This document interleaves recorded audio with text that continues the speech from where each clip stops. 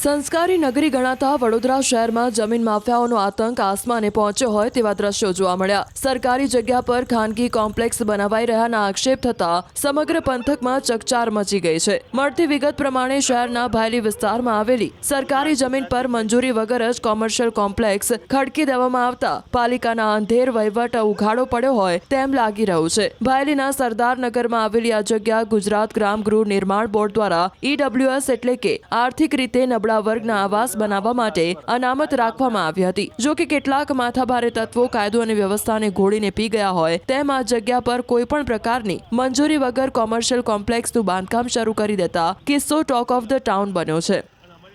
જોવા જઈએ તો EWS આવાસની જગ્યા એટલે ગરીબોના આવાસો માટેની જગ્યા છે। આ ગરીબોનો ક્યાંક હક છીનવાયો તેવી જગ્યા પર બાંધકામ કરવામાં આવ્યું છે। 3 મજલી કોમર્શિયલ બાંધકામ કરવામાં આવ્યું છે। સરકારી જગ્યા છે, કોઈપણ જાતની રજા ચિઠ્ઠી પ્લાન નકશા મંજૂર કરવામાં આવ્યા નથી। મહત્વનું છે કે ભાયલીના સરદારનગરમાં સર્વે નંબર 1/2A ની જમીન ગુજરાત ગ્રામ ગૃહ નિર્માણ બોર્ડ દ્વારા આવાસ બનાવવા માટે રાખવામાં આવી હતી। જો કે કોર્પોરેટર સાથે સાંઠગાંઠ કરીને ભાયલીના જ માથાભારે શખ્સે સરકારી રિઝર્વ પ્લોટ પર ગેરકાયદેસર રીતે 5 માળનું કોમર્શિયલ કોમ્પ્લેક્સનું બાંધકામ શરૂ કરતા સમગ્ર વિસ્તારમાં આશ્ચર્ય ફેલાયું છે। તો વહીવટી તંત્ર દ્વારા પણ જાણે આંખ આડા કાન કરવામાં આવી રહ્યા હોય તેમ કોઈપણ પ્રકારની કાર્યવાહી હજી સુધી નહીં કરાતા તંત્રની કામગીરી સામે પણ સવાલો ઊભા થયા છે।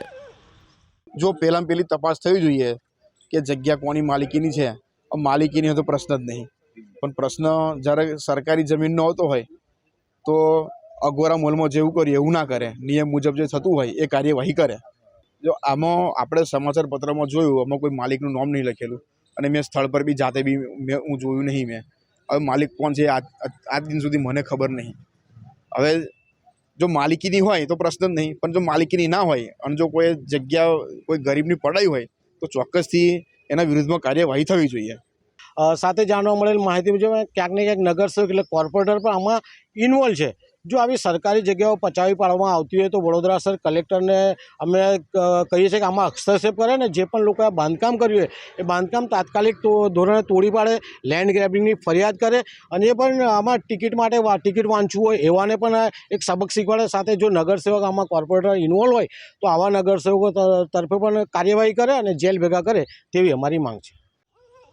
ઉલ્લેખનીય છે કે સરકારી જમીન પર કબજો જમાવી કમાણી કરવી એ કોઈ નવાઈની વાત નથી। પાલિકાના અધિકારીઓના પાપે અહીંયા ગરીબોના હક છીનવાઈ રહ્યા છે, ત્યારે આ જગ્યા ખરેખર સરકાર હસ્તકની છે કે પછી અન્ય કોઈ વ્યક્તિના માલિકી હકની છે અને કોમ્પ્લેક્સ બનાવાઈ રહ્યું છે તે મામલે હવે જોવું જ રહ્યું કે ક્યારે દૂધનું દૂધ અને પાણીનું પાણી થાય છે।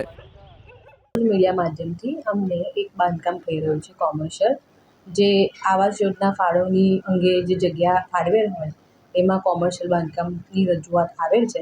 અત્રેથી સાઇટ વેરિફિકેશન માટે એન્જિનિયરને મોકલાવેલ છે। નિયમ પ્રમાણે જો એ સરકારી જગ્યા હશે અને નિયમ પ્રમાણે મળવાપાત્ર કોમર્શિયલ બાંધકામ નહીં હોય તો અત્રેથી GPMC એક્ટ અંતર્ગત કાર્યવાહી કરવામાં આવશે। આટલું મોટું ટાઉન પ્લાનિંગ વિભાગ તેમ છતાં 3 માળનું બિલ્ડિંગ ગેરકાયદેસર બની ગયું, કોઈ પણ પ્રકારની મંજૂરી નથી કોર્પોરેશનની, કેવી રીતે થઈ શકે? હાલમાં એમને મંજૂરી લીધી છે કે નહીં એના દસ્તાવેજી પુરાવાઓ ચકાસવામાં આવી રહ્યા છે। પહેલાં વુડામાં હતી જગ્યા, એટલે વુડામાંથી કોઈ પરમિશન અપાઈ હોય બેઝિક, જ્યારે ગ્રામ EWS આવાસ યોજનાની અને કયા બેઝ ઉપર કદાચ એમને કોમર્શિયલ બાંધકામ હતું એ ચકાસણી કરવામાં આવશે। એટલે સવાલ સીધો મારો એ છે કે સરકારી EWS માટેની આરક્ષિત જગ્યા હોય તો ત્યાં કોમર્શિયલની મંજૂરી મળે? એમાં સંબંધિત જે EWS આવાસ યોજના છે સરકાર ગુજરાત હાઉસિંગ બોર્ડની હોય કે જેની બી હોય એ તપાસના આધારે કહી શકાય। એમનું બી NOC અત્રેથી મેળવવામાં આવશે, એમનો બી અભિપ્રાય લેવામાં આવશે કે એ પ્રકારમાં એ શું આપણે કોઈ આપી અત્યાર સુધી તપાસનું તમે કોઈ આઈજીટી આપી હોય, તમે મંજૂર કર્યો હોય ના કોમર્શિયલ બાંધકામ માટે? ના, નથી ધ્યાન કરાવી।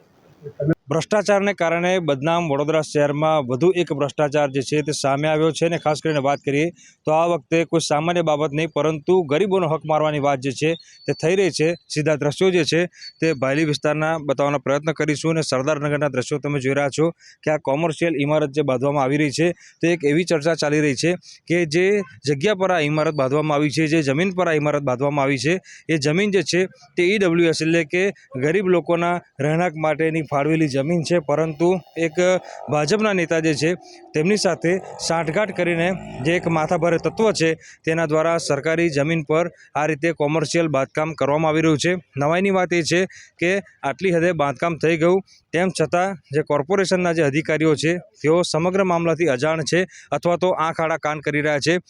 અત્યારે ચર્ચા ચાલી રહી છે મુજબ સરકારી જમીન છે અને સરકારી જમીન પર એક પ્રાઇવેટ પાર્ટીએ અહીંયા બાંધકામ કર્યું છે અને તે માથાભારે છે તેવું અત્યારે માનવામાં આવી રહ્યું છે અને ચર્ચા પણ ચાલી રહી છે.